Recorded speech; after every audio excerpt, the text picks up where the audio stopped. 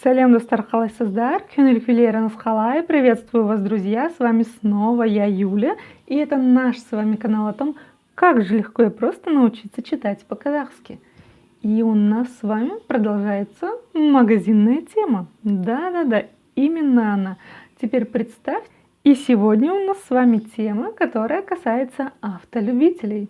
Ведь вы посещаете магазин автозапчастей, правда? Так давайте же научимся их читать. Автобөлшектер, автозапчасти, автобөлшектер, автозапчасти. Как же это прочитать? На самом деле все просто. Как обычно, мы с вами все делим по слогам. Авто, авто. Ну, здесь нет ничего сложного, да? Дальше у нас что идет? Бөлшектер.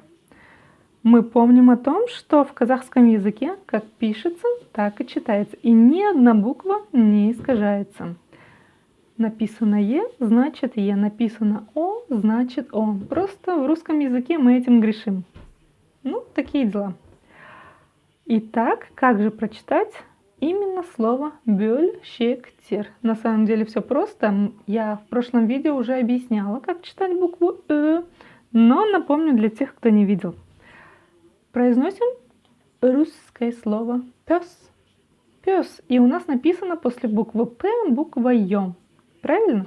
Но ведь она не звучит как «ё». Она звучит как звук «ы», как буква «ы» казахского языка.